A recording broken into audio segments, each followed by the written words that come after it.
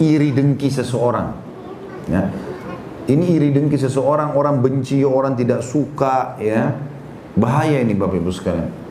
Kalau seseorang membiasakan dirinya cemburu, kenapa orang ini lebih cantik, orang ini lebih gagah, orang ini lebih kaya, orang ini lebih pintar, dia cemburu, maka itu namanya hasad, bahaya. Dalam Islam tidak boleh kita iri dan dengki.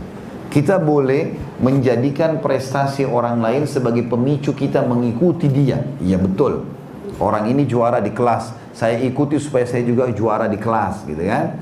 Orang ibu itu pintar masak, lalu ibu ikutin dia supaya bisa pintar masak juga.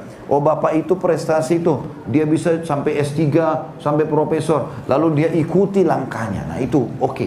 Tapi kalau kita sengaja hasut dengan orang, nggak boleh. Ini nanti akan memunculkan penyakit namanya ain. Penyakit ain. Ain itu artinya matanya menjadi panas. Apa saja yang dia lihat dia bisa rusak. Perhatikan hadis Nabi SAW. Di antara hadis itu adalah hadis yang sahih riwayat Imam Muslim yang berbunyi, al-ainu haq, walau kana syai'un sabaqal qadara la sabaqathul ain. Ain itu benar adanya.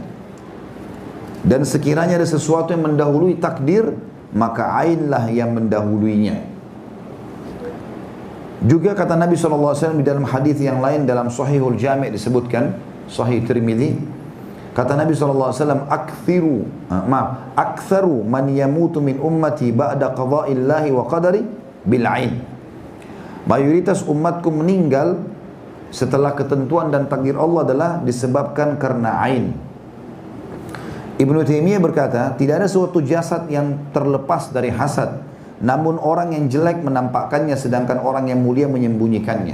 Artinya, kita mungkin tiba-tiba lihat orang, orang ini kok cantik ya. Maka ada teori syar'inya. Ya Allah, karuniakan juga aku seperti kau karuniakan kepada orang ini. Itu boleh. Tanpa berharap hilang dari orang itu. Jadi dia tidak tampakkan, dia tidak lampiaskan hasutnya, tapi dia malah menjadikan sebagai pemicu supaya dia berprestasi. Itu boleh. Namanya ghibthah dalam agama. Tapi yang tidak boleh kalau bapak ibu cemburu, kenapa dia lebih gagah, kenapa dia lebih cantik, kenapa dia lebih pintar, lalu kita jengkel ke bawah arus berharap nikmat itu hilang dari dia. Nah itu namanya hasud, ini bahaya. Kata Nabi SAW, hati-hati dengan hasad, karena dia bisa membakar pahala kalian, ya, sebagaimana api membakar kayu bakar. Artinya pahala kita banyak hilang. Diambil oleh orang yang sedang kita hasuti itu. Tidak boleh. Nah, orang kalau teman-teman sekalian hasut, maka dan dia biasakan, makin sering dia hasut, maka makin berpengaruh matanya. Matanya bahaya. Dia kalau lihat sesuatu dia bisa rusak. Misal bapak ibu punya anak kecil, lucu nih. Anaknya Masya Allah. Kemudian dilihat sama dia, oh anakmu lucu ya. Kalau bapak ibu tidak ucapkan Masya Allah Tabarakallah, jangan lupa ucapkan selalu Masya Allah Tabarakallah. Kamu gagah ya, Masya Allah. Kamu cantik ya, Masya Allah. Kamu berhasil masuk ke Amerika ya, Masya Allah. Kamu berhasil dapat warga negara, Masya Allah. Apa saja. Rumahmu bagus ya, Masya Allah. Masakannya enak, Masya Allah. Selalu ucapin. Ini penepisnya. Jadi nggak jadi kena ain itu. Tapi kalau bapak ibu tidak ucapin, jangan heran kalau anaknya tiba-tiba nangis malam hari. Saya berapa kali alami pada saat anak-anak saya, Masya Allah, saya bawa jalan ke satu mall misalnya di Jakarta atau di satu tempat yang penuh keramaian.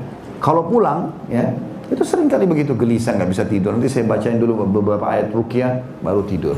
Memang ainnya orang, subhanallah. Ya, ada orang kadang-kadang hasut.